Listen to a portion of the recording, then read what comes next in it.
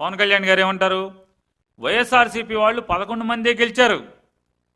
11 మంది గెలిచినా కూడా 1100 మంది గెలిచినట్టుగా మాట్లాడతారు. వాళ్ళు చెప్పిన దాన్ని బలంగా నమ్ముతారు. ఎవడు సార్ బలంగా నమ్మేది? ఎట్లు గడిగేది మీరే.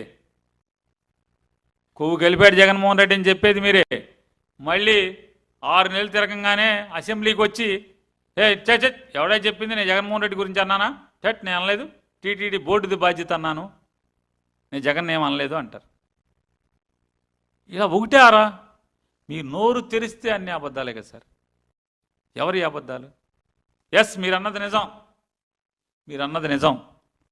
మేము 11 మంది మాత్రమే గెలిచినప్పటికి కూడా 1100 కాదు 11,000 మంది మేము గెలిచినంత దమ్ముగానే ఇవాళ రాజకీయం చేస్తున్నాం. మేము మా కార్యకర్తలు రాజకీయం చేస్తున్నారు.